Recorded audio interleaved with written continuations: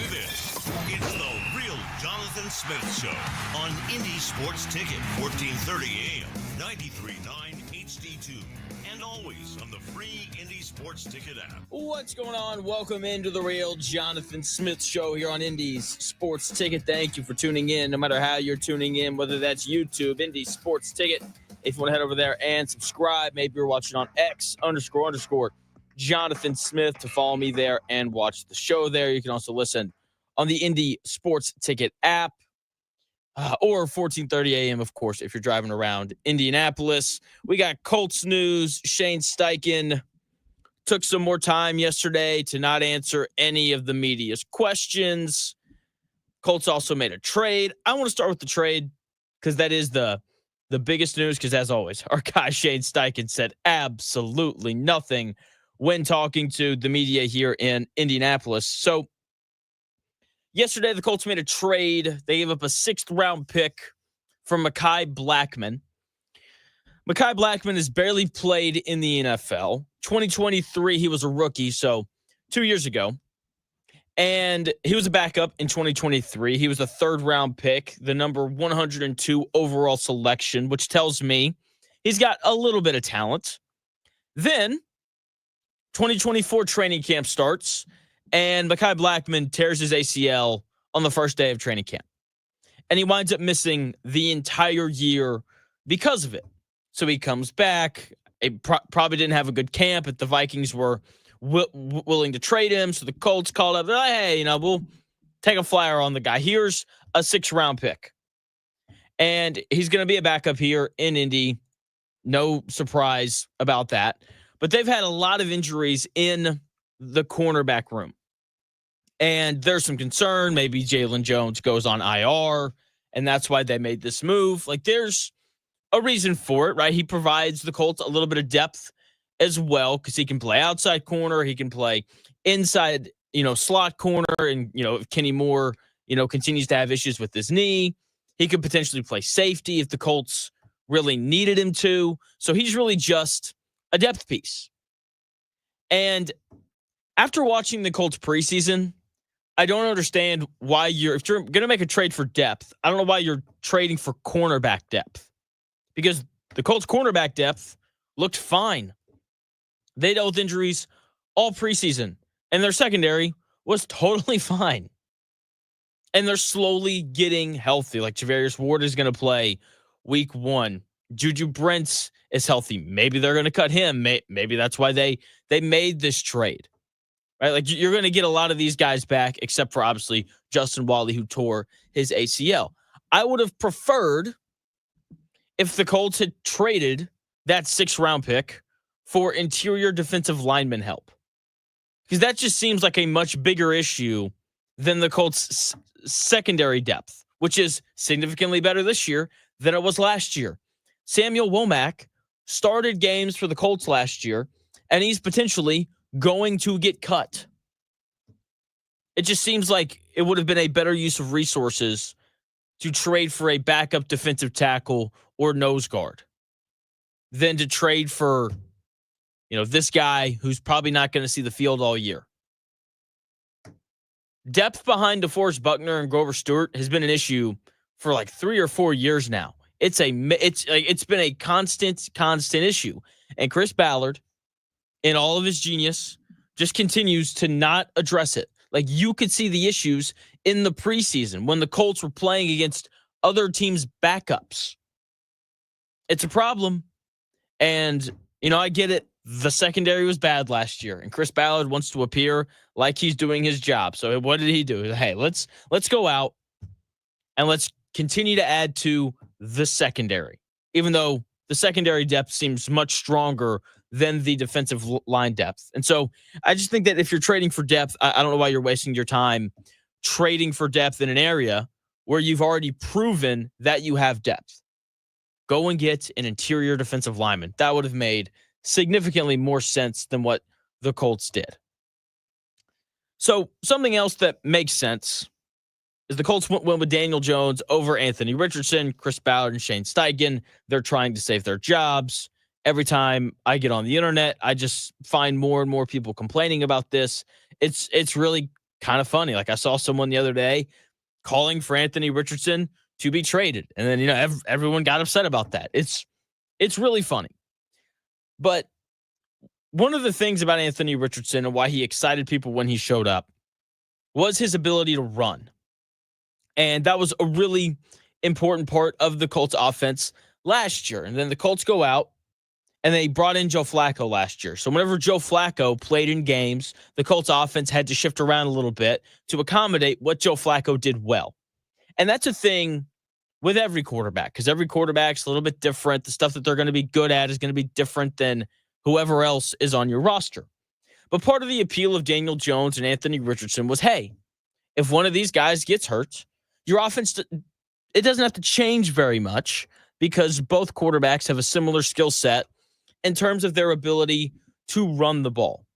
But obviously their strengths in terms of throwing the football are vastly, vastly different. So Shane Steichen was asked yesterday about how the Colts would go about building the offense around Daniel Jones and his strengths.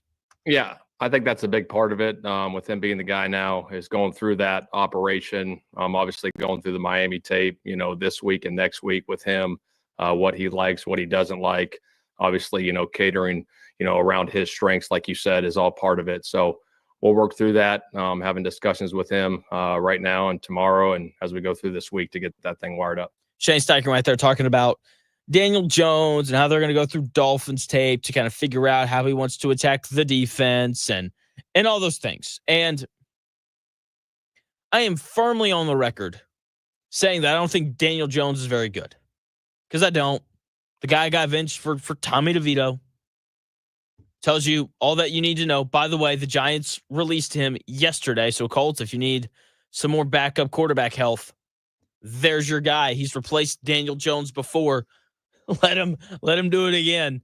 So with that being said, Daniel Jones, not very good, but he is an accurate passer underneath.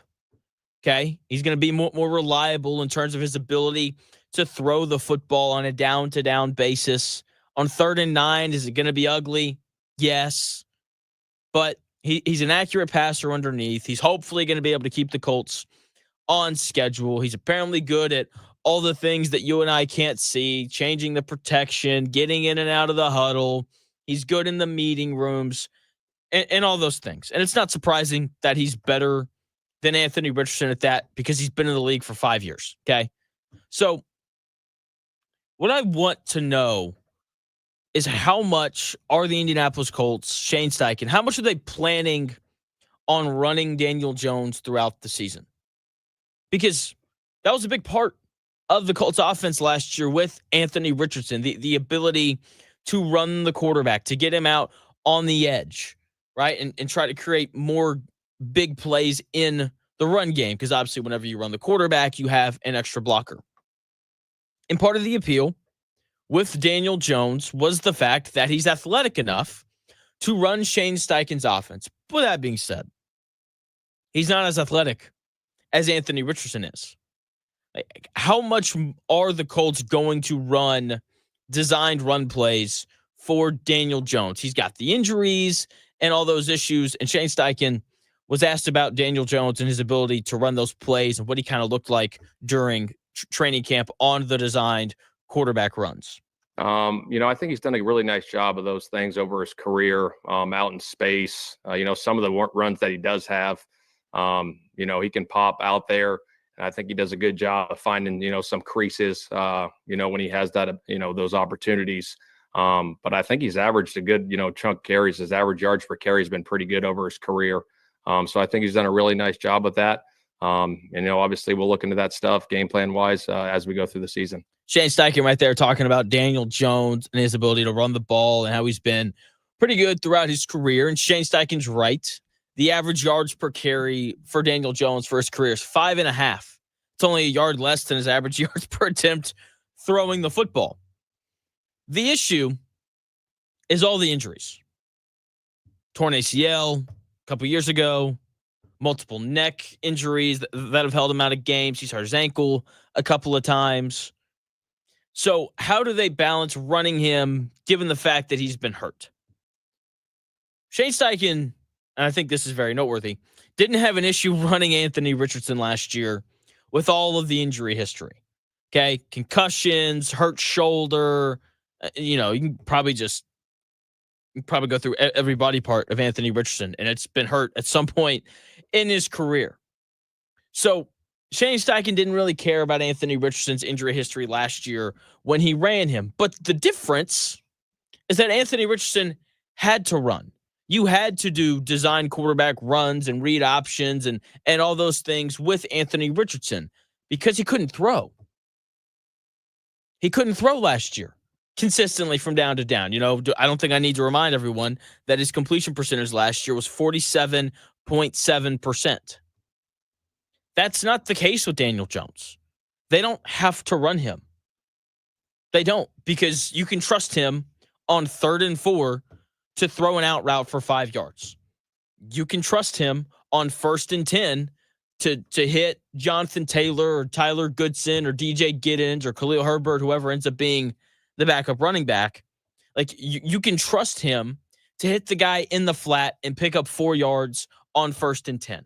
And on 2nd and 6, you can trust him to make another easy throw to gain positive yardage to get you into 3rd and manageable.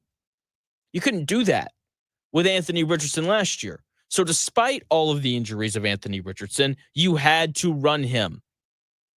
With Daniel Jones, that's not the case. Now, obviously, his legs make him better. The one good year that he had where, the Giants won 9 games and made the playoffs and won a playoff game, a large reason why they made the playoffs was because of Daniel Jones' ability to run the football, not because of his ability to throw it. So when it comes to him running the ball this year, I think we'll see it happen sparingly. Daniel Jones running the ball, it's going to be like the break glass in case of emergency thing. That's what it's going to be. They're not going to run him unless they feel like they have to. Like, it's 3rd and 2. There's 1 minute and 40 seconds left on the clock. They need 1 first down. They're up by 4. If they don't get it at a minimum, they want the clock to keep running or for their opponent to burn a timeout. I think, in spots like that, we could see him run the ball. Or the first quarter ends and the Colts offense just can't generate anything. And they just need some sort of spark. They need something good to happen for the offense just to kind of establish a little bit of a rhythm. I think that we would see him run the ball in those spots. And that's problematic because, like I said, the one good year of Daniel Jones' career that resulted in him getting paid $40 million a year happened when he was able to run the ball. Because the year where he's dropping, years after that, where he's dropping back and he's throwing the football more than he's running it, they're just not very good. Like 2023, he only played 6 games. That was the year where he tore his ACL. The Giants were 1-5 in those games. And that was it. Like, that's not very good. Last year, where he was, primarily just a drop back passer, the Giants were 2-8 in his 10 starts. That's not very good. I think that if the Colts start 2-8, people are going to be very, very upset with everything going on with them, right? And he ran the ball significantly less in those 2 years following 2022, where he had a really good year, right? He ran the ball 120 times that year. That's a pretty solid amount in 16 games. Okay, that's what, probably around like eight times a game, around 8 carries a game. Like, that's a pretty good number for a quarterback. And that number just plummeted after that season. And look, if the Colts want to win games, and they have to, like, you don't make this move unless you think that you're going to find a way to win games. Like, Daniel Jones is going to have to be able to run the ball, because we've seen him in New York try to win games only throwing, and it does not work very well.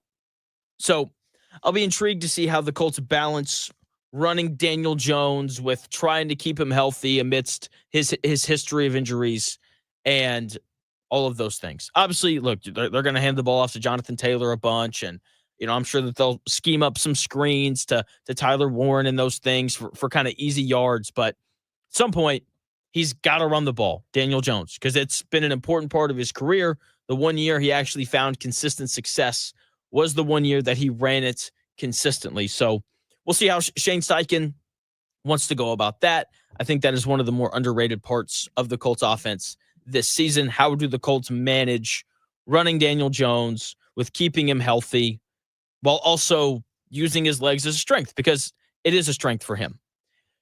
One of the weaknesses of the Colts these past couple of years has been toughness and those things. And Shane Steichen talked about it a little bit. He didn't use the word toughness in particular, but he talked about the Colts having an edge and how you need to have an edge in this league if you want to win games down the stretch. And it reminded me of another coach in the NFL that is just kind of waiting to be fired at the end of the year. I'll tell you who that is when we come back here in about 4 minutes.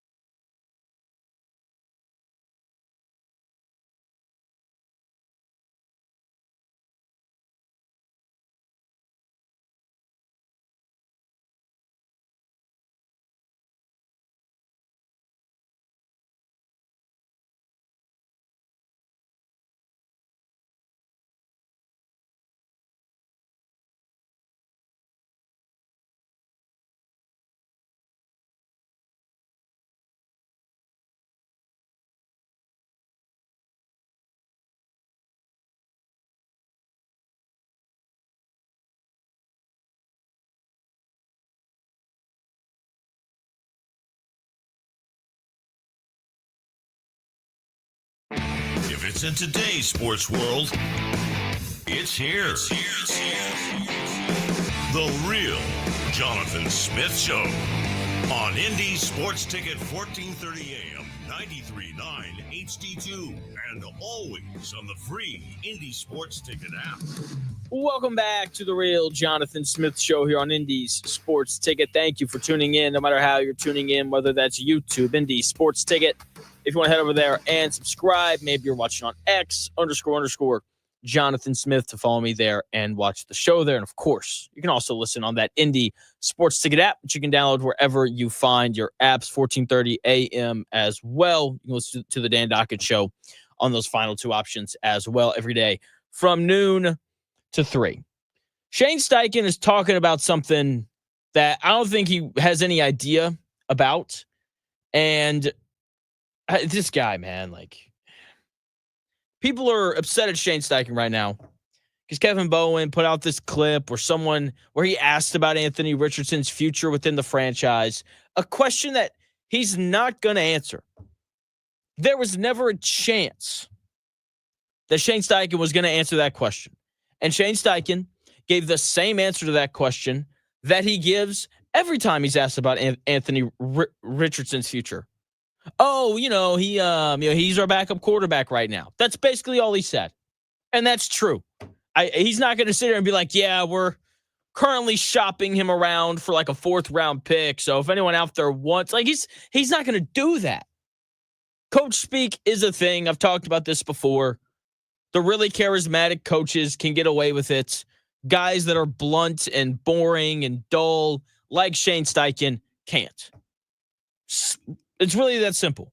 Okay? And he told you very boringly, he's our backup quarterback right now. He's one play away. So we were going to have him prepared like he's the starter. And we're going to work on his fundamentals when he's running the scout team and all those things. It's a very normal response. People are mad about it. I don't really get it.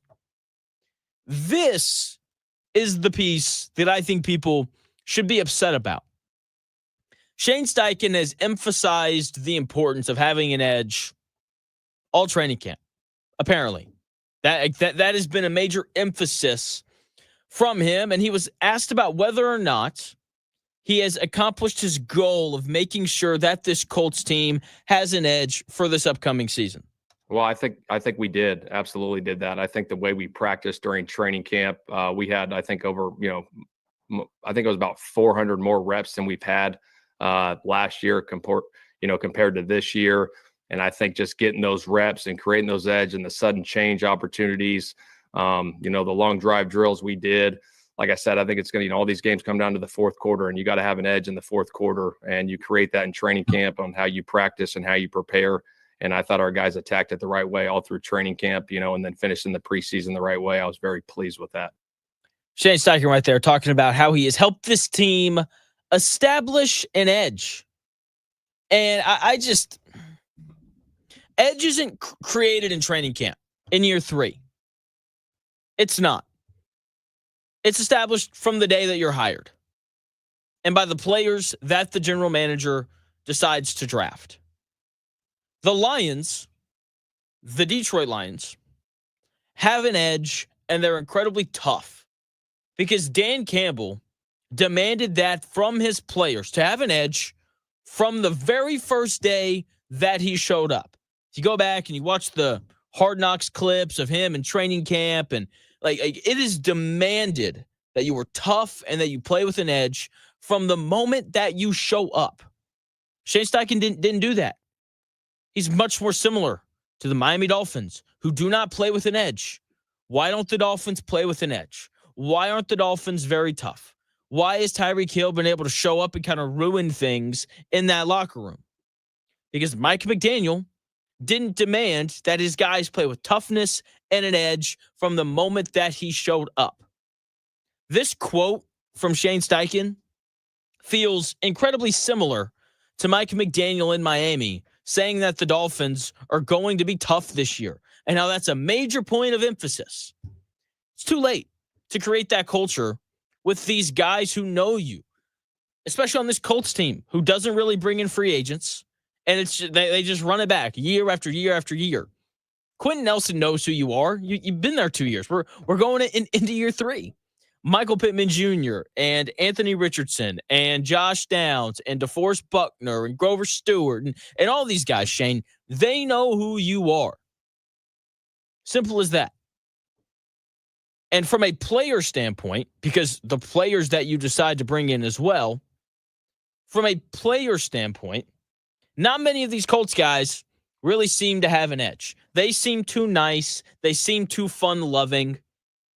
Grover Stewart and DeForest Buckner seem like nice guys. DeForest Buckner's whole, we'll see how my body feels. I'm doing what my body tells me to do. Yeah, that doesn't really seem like a guy who plays with an edge. Quentin Nelson seems like he has a bit of an edge.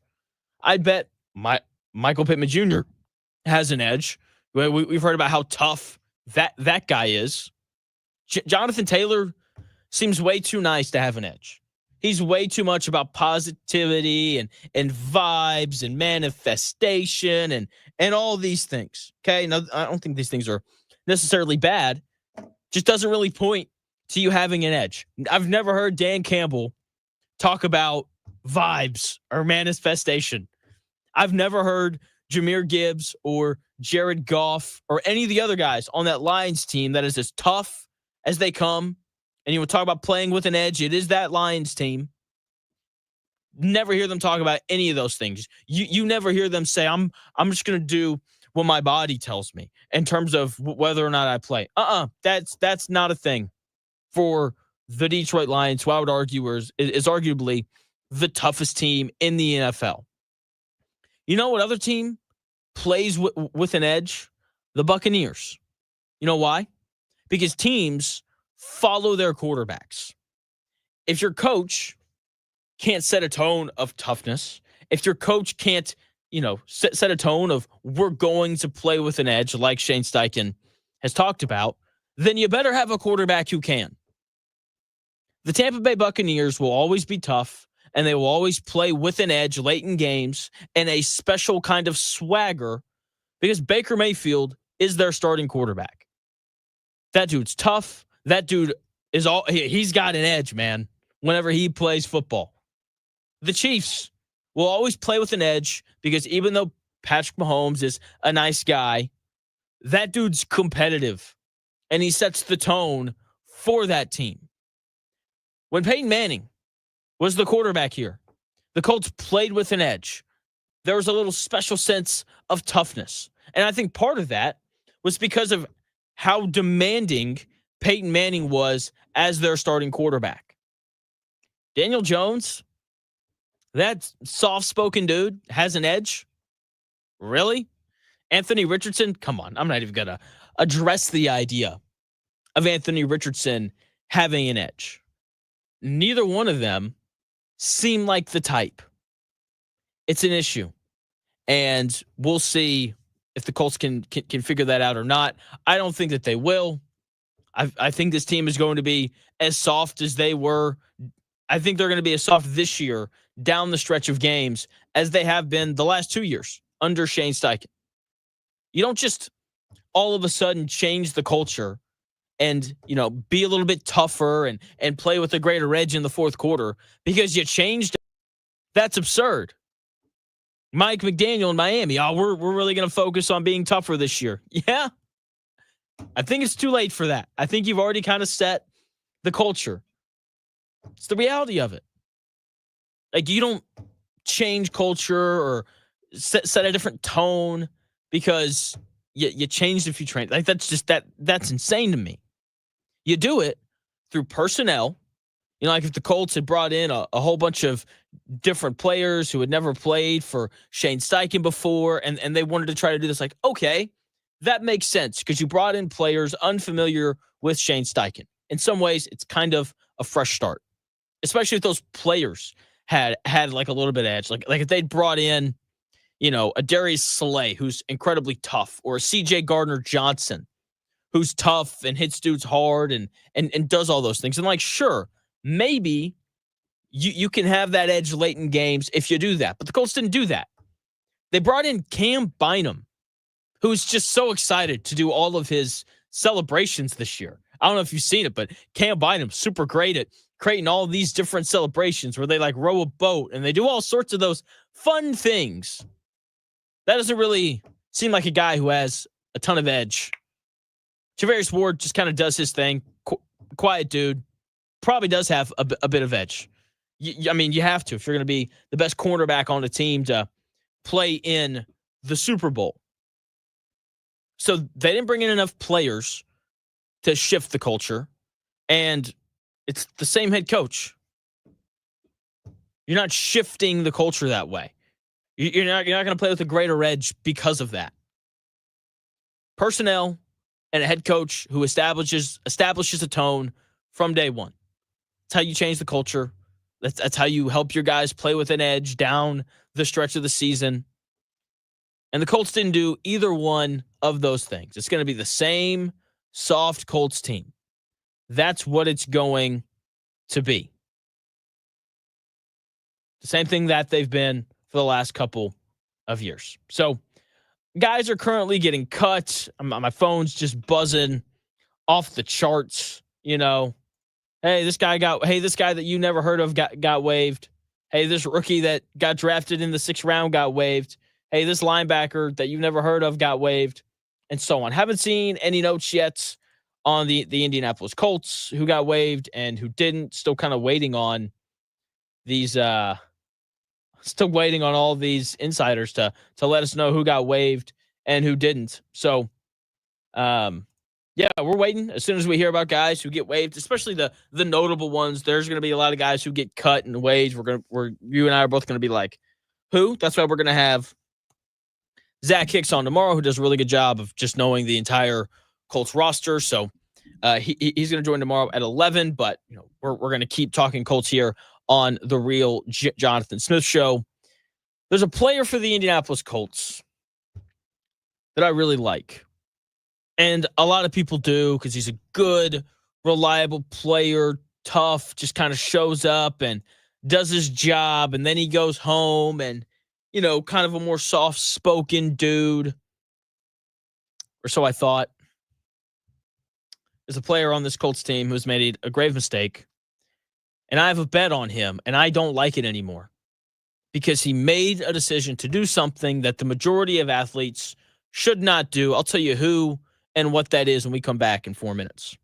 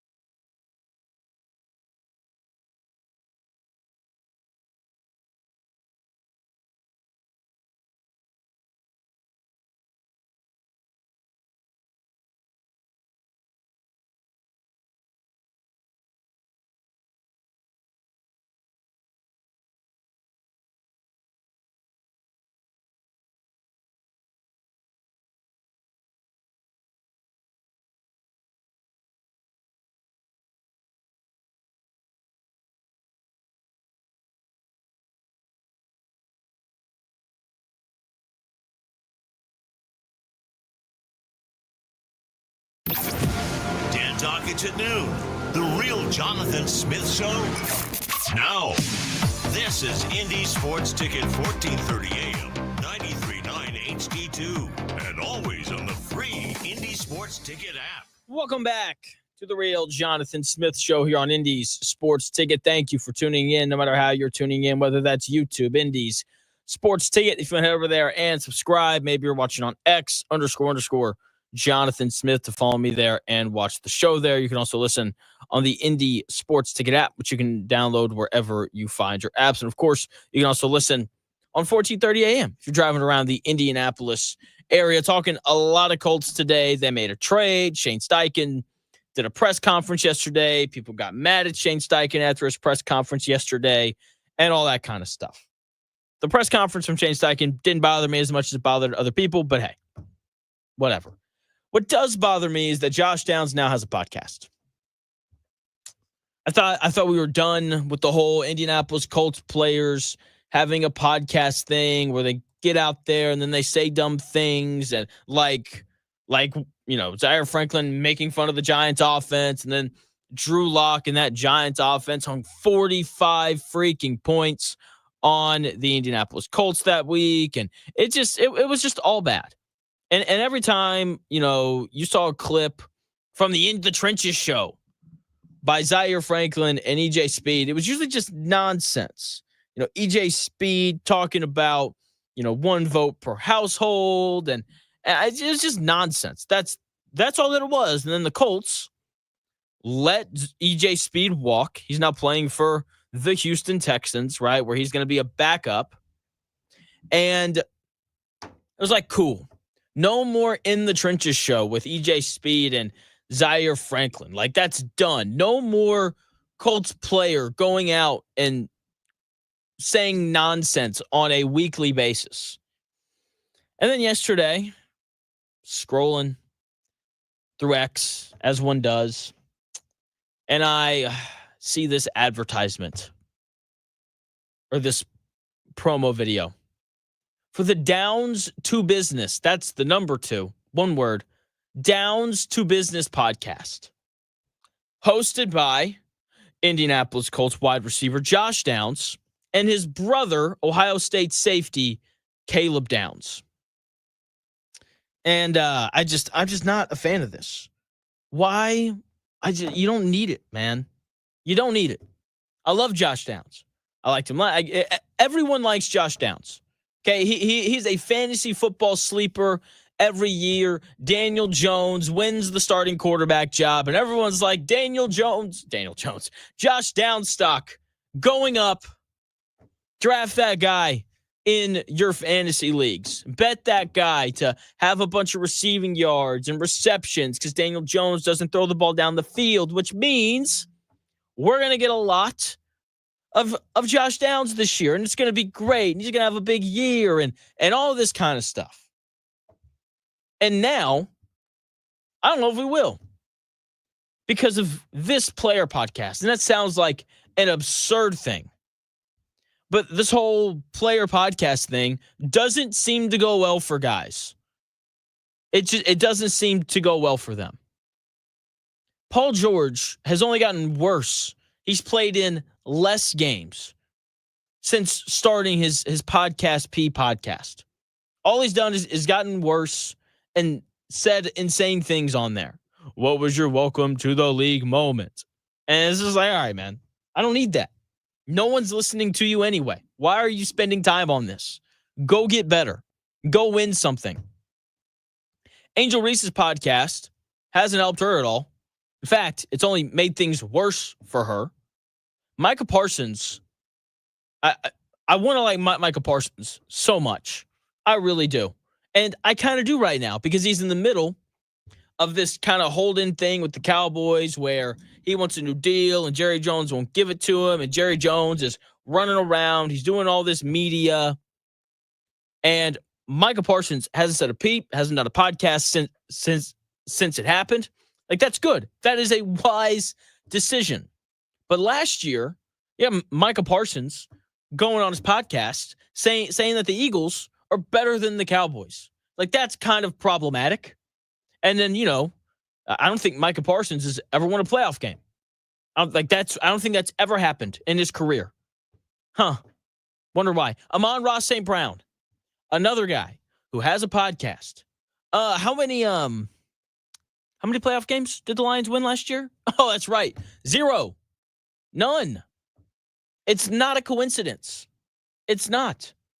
The only players that are successful after starting a podcast are the guys who start their podcast after they've already won something. So important. Like, learn how to win, learn how to be a great player, learn how to win in the playoffs, and do all these things, and then go start your podcast. Seriously. Like, when I think about the 3 most popular, the 3 most successful players that have a podcast and continue to play well and continue to do the most important thing, win, it's these guys. The Kelce brothers. They started theirs after Travis Kelce had already won at least one Super Bowl. He may have won 2. And I believe that Jason Kelce had already retired when they started. Draymond Green, his podcast is good. It's him and Baron Davis. He says some insane things on there sometimes. But guess what? He started his podcast after he'd already won a couple of titles, and then he won another one after it. You know why? Because he already knew how to win before he started devoting some of his time to that. LeBron James started his podcast after he won 4 titles, and the podcast is good. Got him a new head coach, so congrats on that. And then you throw in the fact that he was all NBA last year. You know why? Because LeBron James is a little bit older. He's a little bit more mature. He knows how to spend his time working on basketball first and foremost, and then doing the podcast later. Those are the only 4 guys.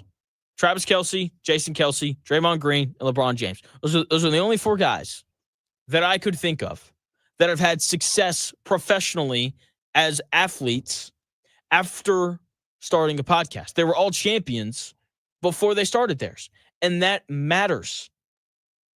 Josh Downs hasn't really been around that long.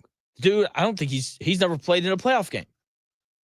The guy's never played in a playoff game.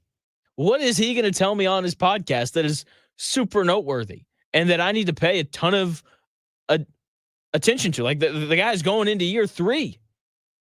Can we at least earn a second contract before you start telling me whatever it is that you're going to tell me on your? I don't need to hear it. If Josh Downs has a bad year this year, it will not surprise me. It won't. Because doing a podcast the right way and having a good one, it takes time. It takes time away from prepping for your next game. It takes time away from your studying of the playbook. It takes time away from your real job, which is playing football. And so until you learn how to win, you don't need to spend time behind a microphone telling me whatever dumb thing you're probably going to tell me.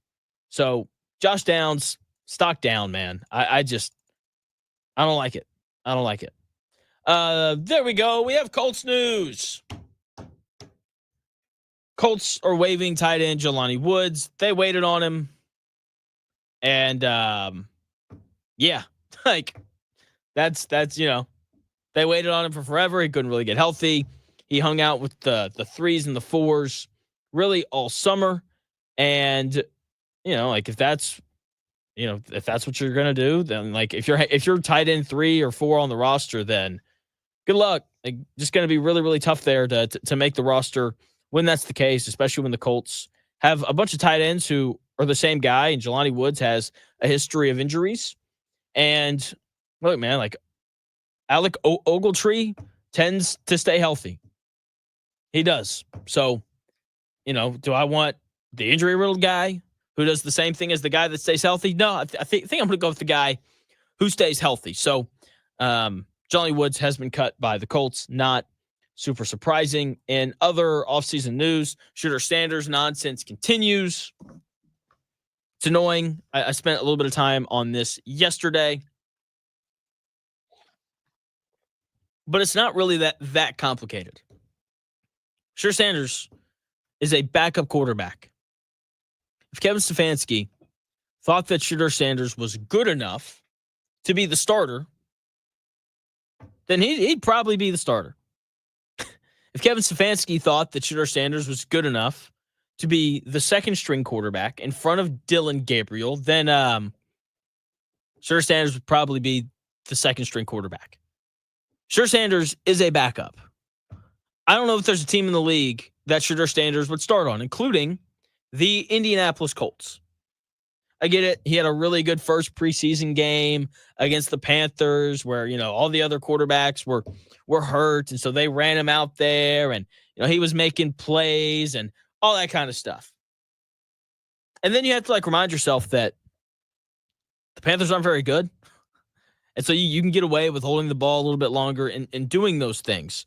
But the issue that I keep seeing people way smarter than me point out is his inability to get rid of the football quickly. He wouldn't start here in Indy because Shane Steichen is clearly looking for a guy who can just run his offense. Because Shane Steichen thinks that if he can have a quarterback who can just run his offense, then the Colts may have a chance to make the playoffs, right? That's what happened in year one. They had a quarterback in Gardner Minshew who could just run the Colts offense. And they were a swing pass away from probably making the playoffs and winning this division, hosting a home playoff game for the first time in the Chris Ballard era. And, John Buzzard was joking on X yesterday saying that if the Browns waive Shedeur Sanders, the Colts need to be the first team in line to grab him. And I used to think that, not anymore, too much of a circus. I don't want all that stuff going on here in Indy. We've already got enough issues with the Anthony Richardson truthers. So we'll kind of see what they want to do here, kind of going forward with Shedeur Sanders up there in Cleveland, but keep him up there. I don't want him here in Indy, but if they keep him around, that is a lot of headache to go through for a third string quarterback. I wouldn't want to put up with it. I'm assuming Kevin Stefanski and the Browns football side of things wouldn't want to put up with it either, but we'll see, right? The guy is talented. He does have some skills, so we'll see what they wind up doing with him. But I don't think he's going to last in Cleveland very long, just because of the circus that he brings with him everywhere he goes. Speaking of circus, yeah, circus. That's what it is. The Cincinnati Bengals have maybe closed down the circus for the time being. Trey Hendrickson has reached a 1-year, $30 million deal with the Cincinnati Bengals. That is a $14 million raise compared to what he was supposed to get this year playing for the Bengals. And I'm sure he's excited. I don't know about you, but I would love a $14 million raise this year, even if it meant I had to renegotiate my deal once again next year. And that's what's going to happen. He's got to stay healthy. That's obviously the most important thing for him, because if he gets hurt, then they'll be like, you're 30 and you just got hurt and you missed a bunch of games. We're going to lowball you again, even though you're one of the best pass rushers in the NFL. And then Trey Hendrickson will be like, fine, then I'll hit free agency. And the Bengals will be like, no. Franchise tag. That's what's going to happen next year. It'll be the same song and dance where he wants a new deal, and the Bengals are like, if you, we're going to franchise tag you then to keep you here. That's what's going on in Dallas right now. Jerry Jones went on Stephen A. Smith's show and was like, we have Michael Parsons for the next 3 years, no matter what. He has to play on his deal this year, and then we'll franchise tag him, and then we will franchise tag him again. This franchise tag thing, I kind of wish that the NFL would find a way to get rid of it, because it makes free agency way less interesting. But that's what's going to happen again next year. So congrats to Trey Hendrickson. I'm glad that he reached this deal. It means that we no longer have to hear the nonsense of the Colts making a trade for Trey Hendrickson. It was never going to happen. The Colts didn't have the money to do it, and they also don't have the general manager to do it. Okay, Chris Ballard is set to speak, I believe, tomorrow. And, all the post-cut stuff, and I can't wait. I can't wait to see how he answers a lot of these questions because he's yet to have his feet held to the fire. Again, people are mad at Shane Steichen yesterday because he didn't answer Kevin Bowen's question when asked about Anthony Richardson's future and like how does Richardson feel about his future and all those things. But look, like you don't have to ask Shane Steichen that question to get that answer. I'm sure that Anthony Richardson is very concerned about his future here in Indy. I'm sure I would guarantee it because he's the 4th overall pick who just got benched for Daniel Jones, a guy who got benched for Tommy DeVito for crying out loud last year. Okay? Like, I promise you, he's very concerned about his future. And you know what? The Colts are having conversations about it. I'm telling you, they're not going to tell us anything. And they shouldn't. Okay? Like, all those, there's not a team in the league who would. There's not a team in the league who would bench a high draft pick at quarterback and be like, yeah, we're actually going to look to trade this guy now. So if there's any suitors out there, like they're not doing that. No one's doing that. Okay, as long as Anthony Richardson is a Colt, the Colts are going to work to develop him, and hopefully he's going to try to get better. Hopefully he pulls a Geno Smith. You know, Geno Smith was the 3rd overall pick by the Jets. And he got there, and they made him the starter from day one. And Geno Smith was really bad. And he became a backup, and he bounced around the league. And every place he went, he took notes, and he learned things from guys like Phillip Rivers. And then he sat behind Russell Wilson there for a bit, and he learned from Russell. And then Russell Wilson got hurt, and Geno Smith took the job, and he didn't give it back. Hopefully, that is what happens with Anthony Richardson because his time here in Indy as a starter is probably done. Look, it may not be. Crazier things have happened, but it seems like it is, and that's okay.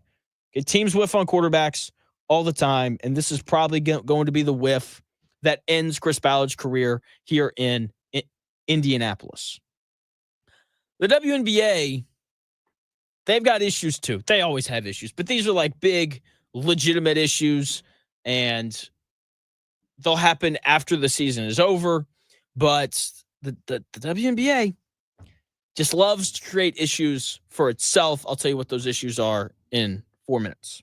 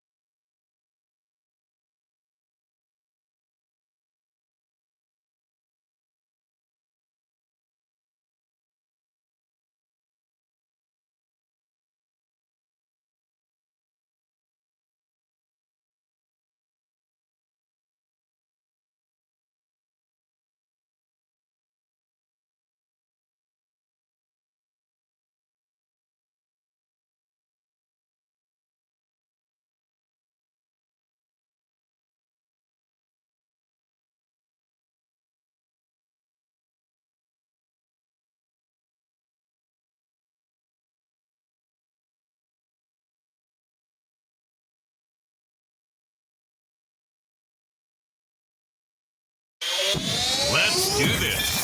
It's the real Jonathan Smith Show on Indy Sports Ticket, 1430 AM, 93.9 HD2, and always on the free Indy Sports Ticket app. Hour number 2 right here on the real Jonathan Smith Show. Thank you for tuning in, no matter how you're tuning in, whether that's YouTube, Indies, Sports Ticket. If you want to head over there and subscribe, maybe you're watching on X __ Jonathan Smith to follow me there and watch the show there. You can also listen on the Indy Sports Ticket app, which you can download wherever you find your apps. And of course, you can also listen on 1430 AM if you're driving around the Indianapolis area. A lot of Colts stuff today, a lot of football stuff in general as we're getting ready for week 1 of the NFL season here in about a week and a half. We've got week 1 of the college football season this upcoming Saturday.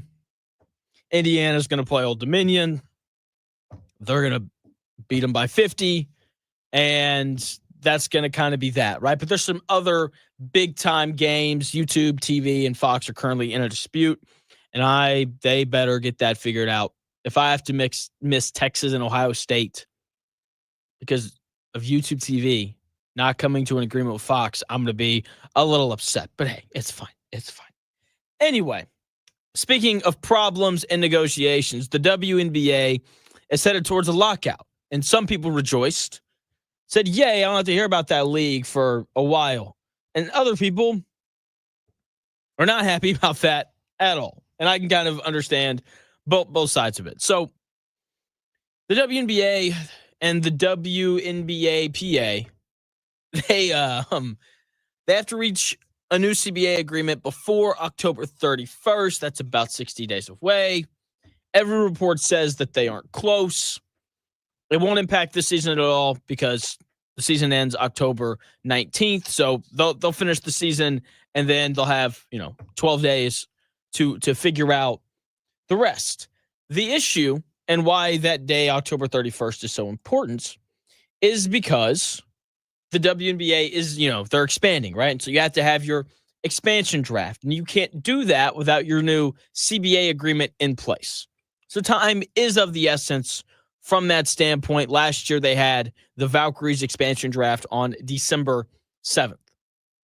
So they've either got to come to a new CBA agreement before then, or they can extend the current CBA for 60 days so they can keep negotiating. And here, the big holdup, as it always is in this kind of stuff, it is the money. So the players want an increase in the revenue sharing. The question is, how much are they going to get? They probably, want 50% like the NBA players get, because for some reason they think that they are as popular as the NBA, even though they are nowhere near as popular as the NBA. So they shouldn't get that. They should not get half of the league's revenue. I know there's people who would argue against that and say, well, half of the league is the players, the other half is the management, so it should be 50-50. And that's theoretically, that's really nice. And if your league is profitable enough, then absolutely do that, because that makes sense. But I'm not convinced that the WNBA is profitable enough for that. Okay? The league has seen an increase in revenue, but not enough of an increase to go from the WNBA players currently getting 9.3% of the revenue to jump it by 41%. Not going to happen. So I'm assuming it will get increased. This is pure speculation on my part. And I'm assuming that the revenue sharing will end up being 25-75 or 35-65 in favor of the WNBA itself and the league owners and all those things, because the people who have invested in the league would like a return on their investment at some point. Okay, so that's kind of where they're at with that. I kind of hope that they reach a lockout, just because I think that it'd be fascinating to see how the players reacted and how the WNBA community as a whole reacted. And trust me, we'd get to hear all about it on the Angel Reese podcast, whatever that's called. Oh, man. All right. So the Colts yesterday made a trade. Guys are getting released currently by various NFL teams. So far, the only guy for the Colts that we know that has been waived is Jelani Woods. Makes sense. Dude's been working out with the 3 and the 4s all camp. If you've watched the preseason games, the guys that are playing late in the fourth quarter are usually guys that are going to get cut or waived, and Jelani Woods was one of those guys all preseason long. So not really a surprise that he's no longer with the Colts as other guys get released and cut. As soon as I see him, I promise I will let you know. Yesterday, the Colts traded a 6th-round pick for Mekhi Blackmon, which doesn't make a ton of sense to me. Mekhi Blackmon is a third-year player. He was drafted in the 3rd round of the 2023 NFL draft by the Minnesota Vikings. He was selected 102nd overall. He's barely played in the NFL. His rookie year, he was a backup in 2023. And then he tore his ACL on the first day of training camp in 2024. He wound up missing the entire year because he tore his ACL. So he misses all that time, comes back this year. I'm assuming he hasn't looked very good considering that the Vikings were willing to give him away, and the Colts only had to give up a 6th-round pick in order to make that happen. So Mekhi Blackmon's probably going to be a backup for the Colts. Okay, like they've had a lot of injuries in the cornerback room. He's going to provide some more depth if that continues to be a problem. Let's just go through it again. Javarius Ward has battled some injuries. Justin Wally is out for the year. Jalen Jones is still dealing with that hamstring. Juju Brents hurt his hamstring. Kenny Moore hurt his knee at one point. So there's been issues with guys staying healthy in the Colts cornerback room. So Mekhi Blackmon's a guy who can come in and really just be a depth piece. Okay, he can play slot corner. Played a lot of outside corner when he was in college. That's what he primarily did his final year at USC. But in theory, he could maybe play safety as well if you really, really needed him to. And this trade doesn't make a ton of sense to me for 2 reasons. If you need depth anywhere, it's at strong safety, not corner. And I would have preferred to see them go get like an interior defensive lineman for depth as opposed to a corner, because your secondary has been pretty solid all preseason, despite the fact that all of your guys have been hurt. So trading a 6th-round pick or whatever it is, for a backup to defensive lineman or strong safety would have been a much wiser investment than bringing in another corner when you didn't really need one. Like I thought that Lamons was really good throughout the preseason. I thought Jonathan Edwards was a pretty solid option out there as well. Like Samuel Womack started for the Colts last year, and he may get cut. So like there's clearly talent and depth in that room. Meanwhile, you look at the guys behind Grover Stewart and DeForest Buckner, like that has been an issue for like the last 3 or 4 years now. And like that needs to be addressed. The Colts currently do not have a backup strong safety on their roster.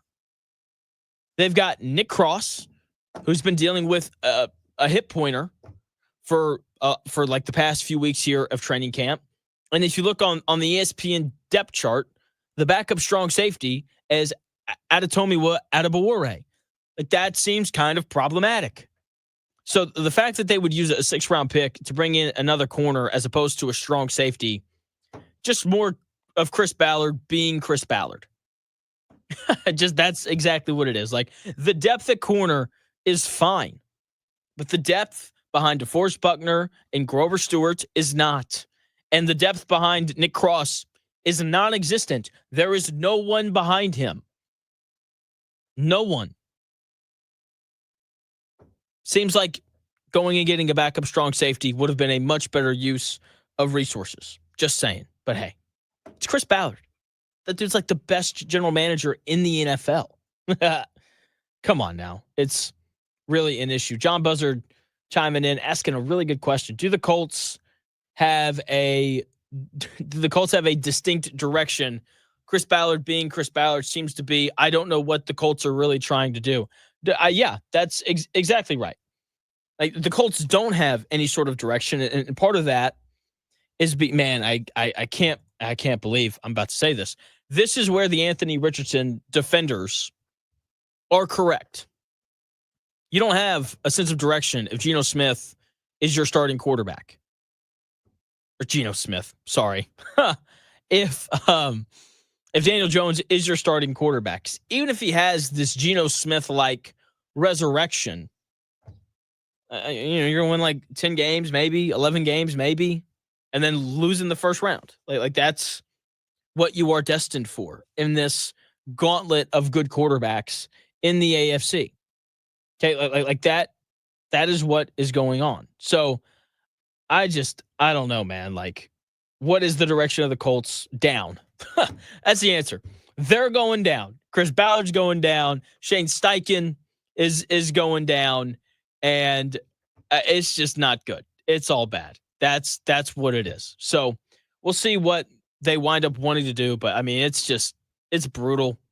The Colts are going to be bad again this year, and everyone's probably going to get fired at the end of the season. XBN asks or says, I wonder why Chris Ballard waived Jelani Woods and kept Mo Alley Cox. The answer is because Jelani Woods gets hurt all the time.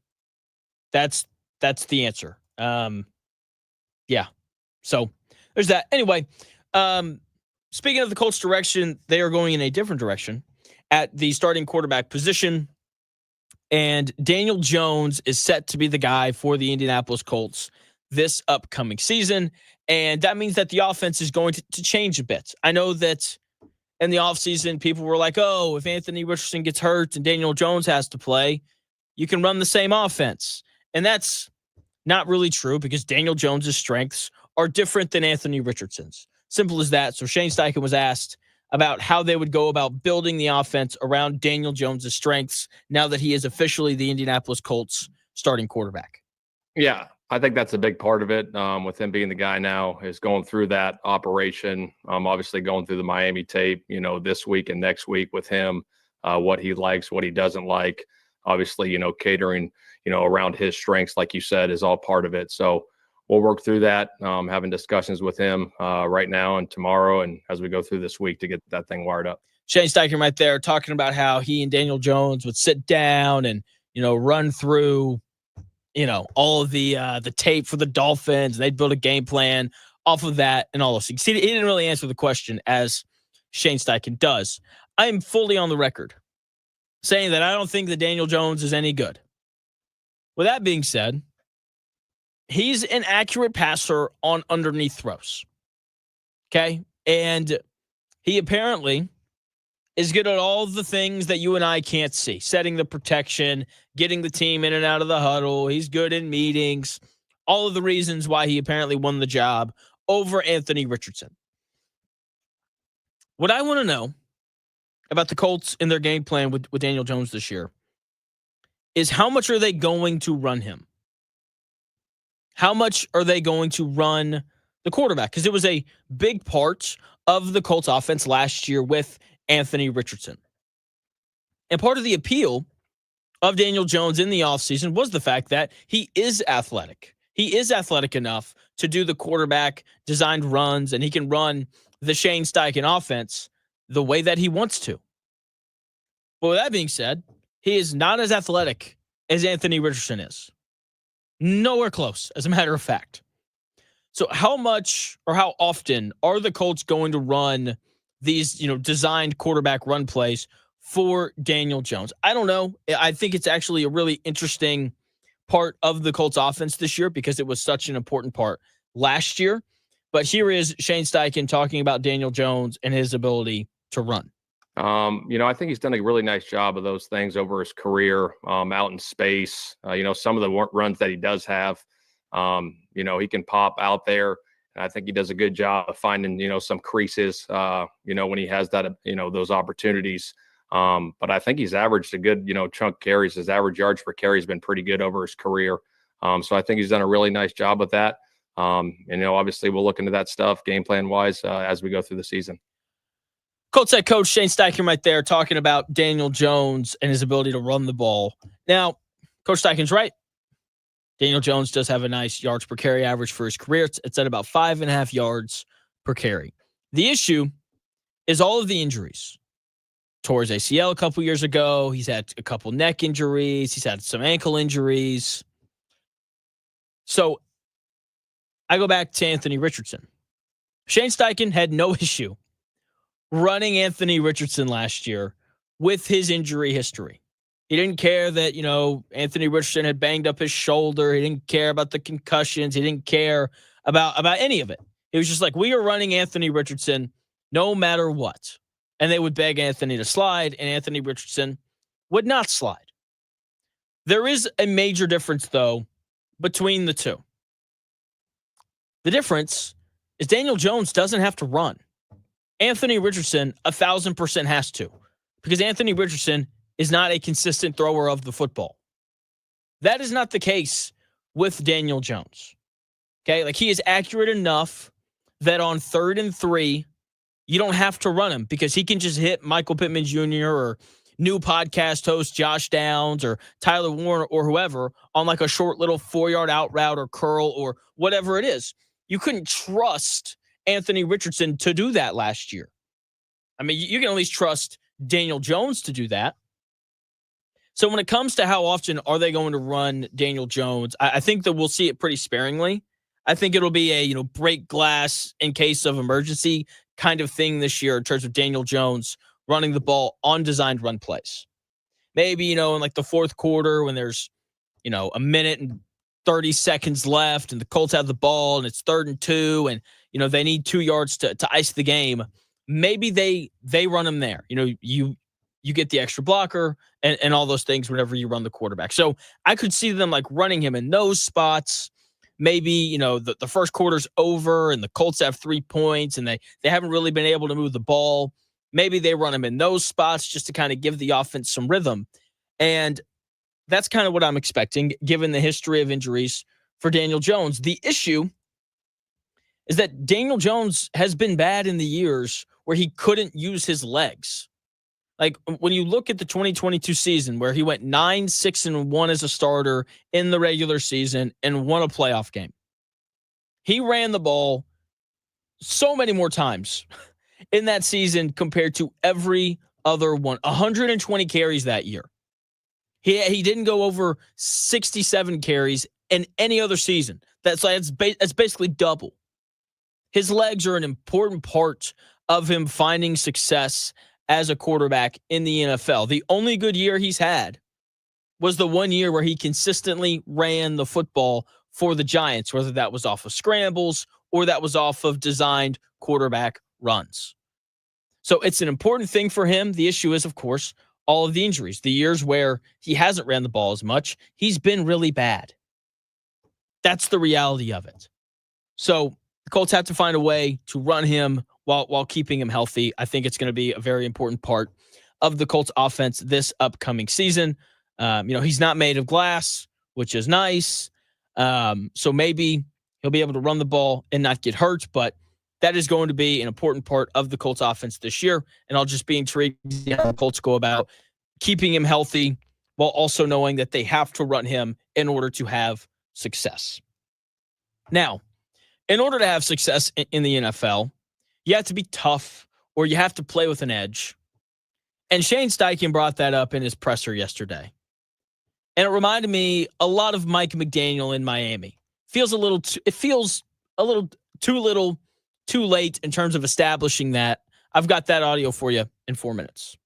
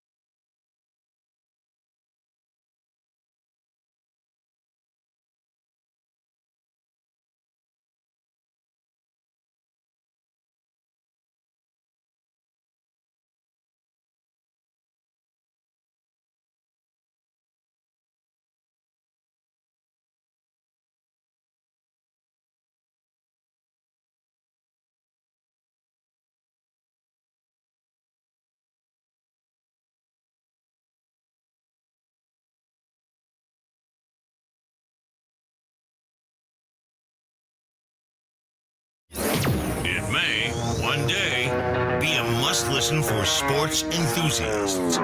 Yeah, and monkeys might fly out of my butt. Uh-oh. The Real Jonathan Smith Show on Indy Sports Ticket 1430 AM, 93.9 HD2, and always on the free Indy Sports Ticket app. Welcome back to the Real Jonathan Smith Show here on Indy's Sports Ticket. Thank you for tuning in, no matter how you're tuning in, whether that's YouTube, Indy Sports Ticket.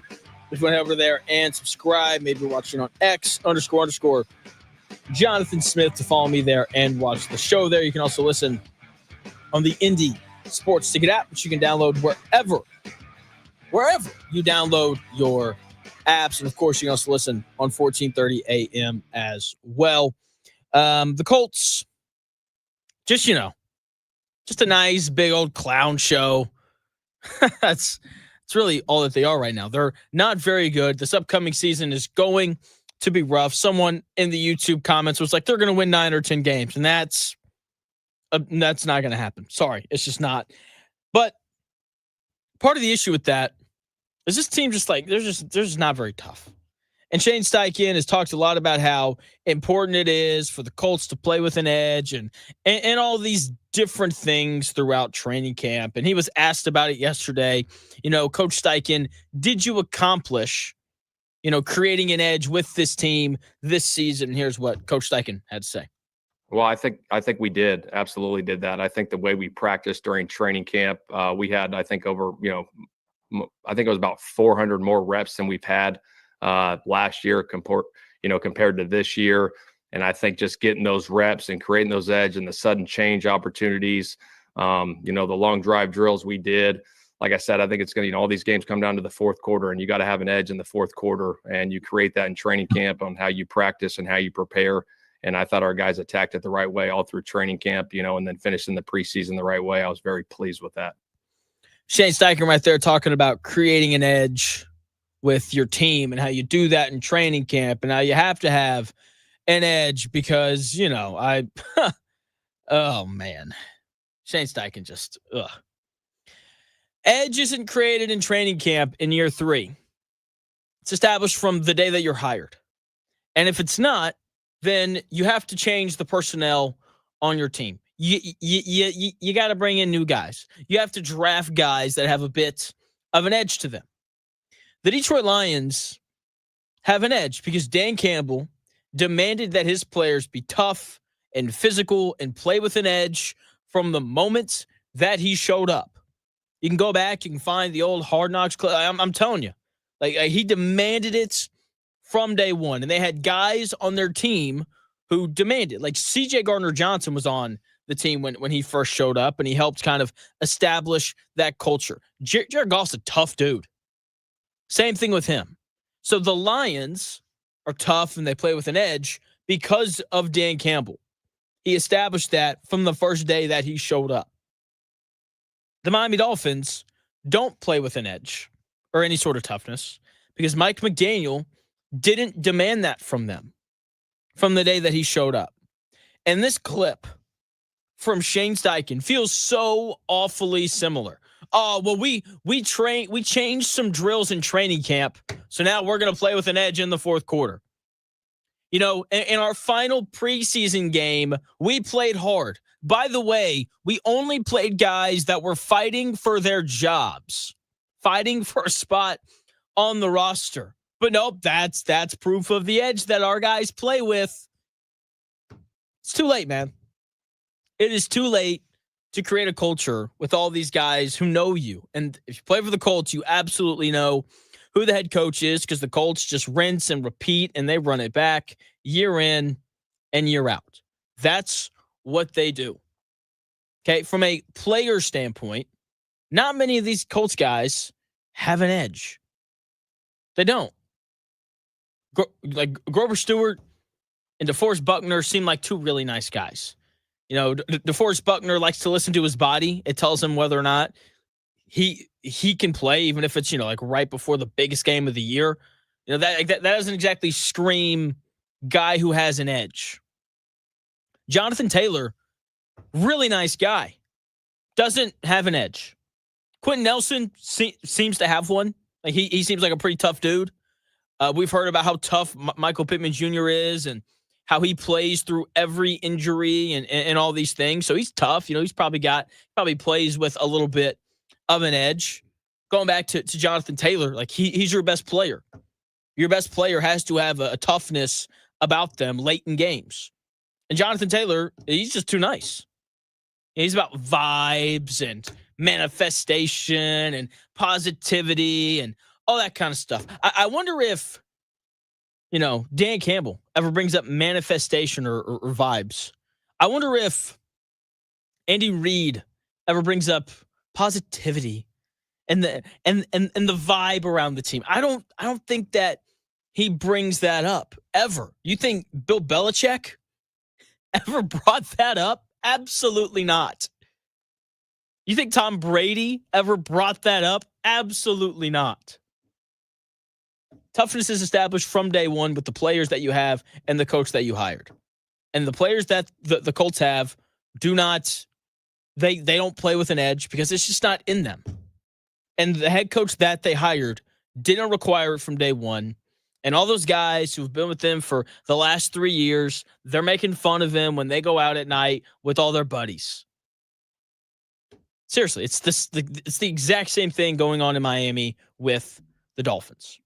Now, another way to change it, if you have a head coach who wasn't able to establish the importance of, edge or toughness or anything, is to bring in a quarterback who can do that because teams follow their quarterbacks.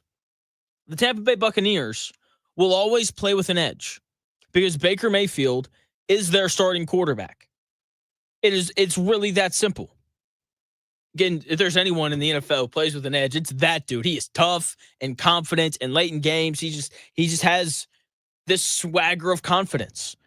And he does. And the Buccaneers have it as well because Baker Mayfield is their quarterback. The Chiefs will always play with an edge down the stretch because Patrick Mahomes is their quarterback. And their second best player, Travis Kelce, is wired the exact same way. This is the guy who chest bumped Andy Reid in the Super Bowl because Andy wasn't giving him the ball enough. Now, that's obviously not okay. Like, you don't want your guys doing that all the time, but you need a little bit of that on your team. And it's even better when your best players have it.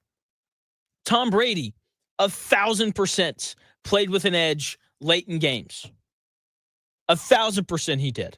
Peyton Manning, when he was here in Indy, the Colts were so tough, and they always were just tough to beat down the stretch because they play with an edge, and that was set by Peyton Manning and how demanding he is as a quarterback. Daniel Jones and Anthony Richardson, you want to sit here and tell me that those guys have an edge? Absolutely not. No way. Soft-spoken Daniel Jones. Anthony Richardson, I don't think I need to explain why that guy's not tough and doesn't play. I don't think that I need to explain that. This Colts team is once again going to be as soft as they were down the stretch of games last year and as soft as they've been really the last 2 years. You don't just suddenly change the culture because you changed a few training camp drills. Oh, we did those long drive drills just like a little bit more often this year. So I think it's really going to help us. I'm sure we'll coach. I'm sure we'll coach Steichen. It's not how you change the culture or how you set an edge.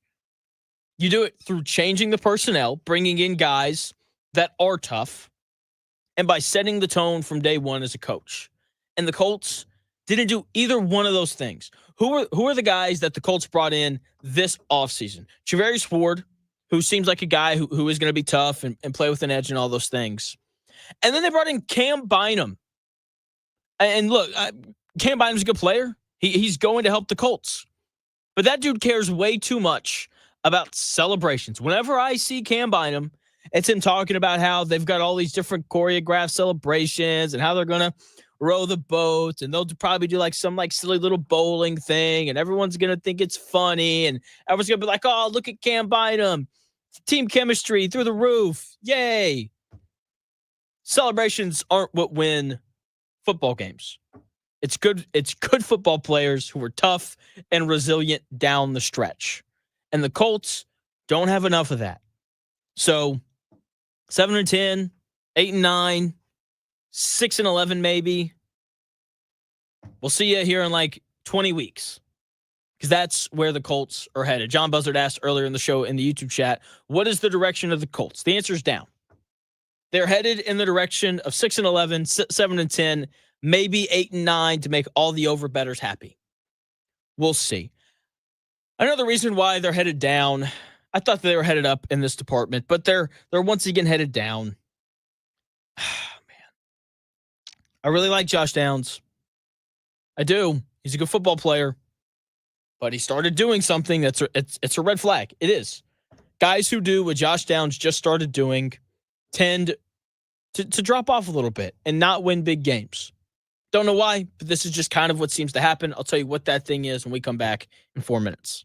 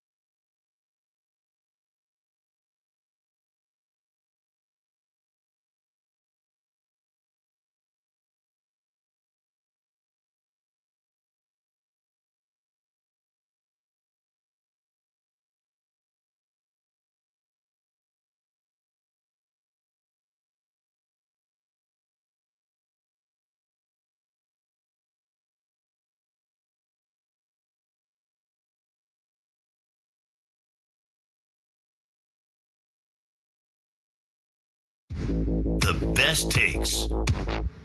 Maybe. The Real Jonathan Smith Show on Indy Sports Ticket 1430 AM, 93.9 HD2, and always on the free Indy Sports Ticket app. Welcome back to the Real Jonathan Smith Show here on Indy's Sports Ticket. Thank you for tuning in, no matter how you're tuning in, whether that's YouTube, Indy's Sports Tickets, which you can go subscribe over on YouTube.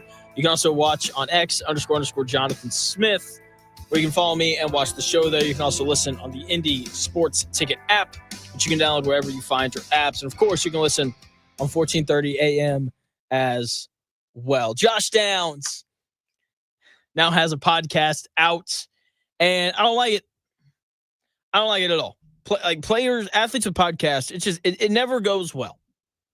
Zaire Franklin finally quit doing his podcast with EJ Speed, and it only happens because the Indianapolis Colts made the wise decision to not bring the terrible EJ Speed back, who is now a backup linebacker in Houston. That's right. A starter for the Colts last year is now a backup in Houston. Kind of tell you the gap between the Colts and the Texans right now. If you're a Colts fan who loves player podcasts and you're just so upset that the In the Trenches show has taken a long break as Zaire Franklin looks for a new podcast partner to spout nonsense with, don't worry. You can now listen to the Downs to Business podcast hosted by Josh Downs and his brother Caleb Downs, who's a starting safety at Ohio State, one of the best players in the world of college football. I was high on Josh Downs when Daniel Jones won the job. Made me feel really good about some bets that I made. But now I'm down on him because of this. And it might sound ridiculous, but the player podcast thing doesn't go well for the majority of guys. And it definitely doesn't go well for the players or athletes who make them before they've won anything. Josh Downs has been in the NFL for 2 years. He's going into his third year, right? He was a rookie in 2022, 68 receptions, 771 yards, only 2 touchdowns. Last year, was a little bit different, only played in 14 games, missed some time because of his ankle. 72 receptions, 803 yards, and 5 touchdowns. That was it. Those aren't exactly mind-boggling numbers. It's not like Josh Downs has firmly established himself as a premier slot receiver in the NFL. Ladd McConkey had a better year as a rookie than Josh Downs did this last year. What's the guy done? Not enough to have a podcast. I can tell you that much.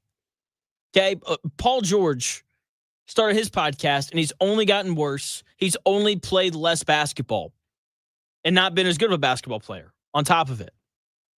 Angel Reese's podcast has done nothing but bring her trouble. That's it. Micah Parsons, same thing. It's only caused him issues. Okay, last year, he opens up his little mic thing, and he goes, hey, by the way, the Eagles are the best team in the NFL. And everyone got super upset with him. Amon-Ra St. Brown had a podcast last year. Didn't win a playoff game. Are you seeing the pattern? Okay. The only players that continue to be successful after starting a podcast are the guys who have already won something. The guys who have already learned how to go about winning football games. The Kelsey brothers. Jason Kelsey and Travis Kelsey. Draymond Green, right? Won a couple finals, started a podcast, and then he won another. You know why? Because he knew what it took. LeBron James started his podcast after he'd won all 4 of his titles. I don't think that he's going to win another one, though. Okay, those are the only guys that I can think of that have had success after they've started their podcast. Okay? They were all champions before they started there. And that matters. Josh Downs, you've had 2 decent years. Josh Downs is still at a point in his career where people like the idea of Josh Downs more than they like Josh Downs as a player. It's oh man, if only they could give him a good quarterback. Oh, man, you guys see he had 800 receiving yards last year. That's okay. That's all it is. It's just okay. So I don't like it. If Josh Downs has a bad year, like I'm not going to be surprised. Wouldn't be surprised in the slightest. And it'll be because he started this podcast. Because whenever you do that, it takes time away from the other things that you do. Say, hey, Josh, you want to go over film today? No, can't. Got to go home and get ready to drop the Tuesday episode of the Downs to Business podcast. But I'll catch up on that work later. Not saying that he's actually going to do that, but stuff like that happens. It pulls you away from doing these things. Otter Creek, that's a great question. What's the point of him doing a podcast anyway? It's not like it makes you any kind of big money. Now, look, he's doing it for some company. I forget which one. They're definitely paying him. It's probably not that much. And it's just not really worth the time. Like, I'm sure that he's excited about the idea of getting to do it with his brother. That's probably part of the appeal and all that kind of stuff. Like, you don't need it right now. You're on a football team that hasn't made the playoffs since you showed up. Like, you've never played in a playoff game. Like, are you really going to say anything on your podcast that's actually interesting? Probably not. Like, I'll be honest. I don't really care to hear from a third-year wide receiver who's never won anything, has never had 100 receptions in a season, or had a 1,000-yard receiving season. Don't care to hear from that guy. So I'm going to be monitoring this. Does Josh Downs improve? Does he stay the same? Or does he get worse now that he has started his own podcasting journey? He's not going to get better. I would pretty much guarantee that. It'll probably be pretty similar to what it looked like these last couple of years, even with Daniel Jones in there, a guy who should help him be better. Okay? I don't like it. I don't like it. Just play football. That's all you need to do. I don't need to hear from you. Okay? Speaking of hearing from people won't shut up about Shedeur Sanders. And it's insane. John Buzzard, very loyal listener to the show, threw out this idea earlier that the Colts should trade Anthony Richardson to the Browns in exchange for Shedeur Sanders. And that is absolutely insane, if you ask me. That's absolutely insane. I don't want Shedeur Sanders anywhere near the Colts or any other team that I like to root for. Don't want him anywhere near it. He's a backup. That's what he is. If you watched him in the preseason, the issues are pretty obvious, at least whenever you hear all of the former quarterbacks talk about it. He holds the ball too long. The offense isn't on time. Takes too many sacks. All those things. Tries to ad-lib too much. All those things. Really obvious. And that's an important thing because, believe it or not, NFL head coaches and NFL offensive coordinators that have a system, they're smart. And usually, not always, but usually if you run their system the way that they want you to, you tend to find success. Sam Darnold showed up in Minnesota and just ran the system that Kevin O'Connell had in place, and he found a lot of success. Jimmy G was a backup in New England for a long time, gets shipped out to San Francisco, where he just ran Kyle Shanahan's system and found a lot of success. Brock Purdy, 7th-round pick, shows up in San Francisco, just runs the system that was given to him, and he finds a lot of success. Alex Smith was replaced in San Francisco for Colin Kaepernick. He gets to Kansas City, playing for Andy Reid. He just, runs Andy Reid's system and finds a lot of success. It's amazing how that works. Shedeur Sanders didn't do that in Cleveland in the preseason games. Like, that was clearly the issue. He is a backup quarterback right now. Okay. He holds the ball too long. He is Caleb Williams without the excess talent. He doesn't have as big of an arm. He's not as athletic. Like Caleb Williams took a lot of sacks last year because he wouldn't get rid of the ball on time and on target, but he had a touchdown to interception ratio of 3-1 because he's so talented. And occasionally he would find a way to kind of squirt free and then he'd make a really cool play. Shedeur Sanders, he doesn't have that. If he was here in Indy, he would not start. Absolutely not. Because he can't run Shane Steichen's offense. He runs into the same issue that it seems like Anthony Richardson has run into. Can't get in and out of the huddle, doesn't know how to set protections, and all those things. So keep Shedeur Sanders as far away from the Indianapolis Colts as possible. I don't want to hear about it anymore. Okay? Simple as that. Trey Hendrickson, congratulations, man. A receiver of a $14 million raise. He has agreed to a 1-year, $30 million deal with the Cincinnati Bengals. Okay, that means that everything that we just went through, Trey Hendrickson wanting a long-term deal where they're paying him like he's a premier edge rusher, and the Bengals being like, we can't pay you like you're a premier edge rusher because we're the Bengals and we have to make everything difficult. And on top of that, you're also 30. Trey Hendrickson's like, I had 17 and a half sacks last year. Who cares how old I am, you know? And so he wants an extension and a raise, and the Bengals wouldn't do it. So this is what they settled on. 1 year, $30 million. And then next year, he's going to want an extension again. And the Bengals are going to be like, no. And he's like, fine, then I'll leave. And the Bengals are like, oh, no, you can't leave because we're going to franchise tag you. And then we're right back in this same place where we were with Trey Hendrickson this year. I think the really nice thing about it is that, you know, I don't have to hear about Colts fans saying that the Colts should trade for Trey Hendrickson anymore. That was never going to happen. They didn't have the cap space for it. Simple as that. To close the show here very quickly, here's your update on the Indiana Fever, because I know people are just clamoring to hear about the Indiana Fever. No dildos that have been thrown here as of late. Okay? I mean, that's, you know, that's a good thing, I think. I don't know. It's not as funny, but, you know, so I think that that's a good thing, that the WNBA has gotten the dildo situation under control.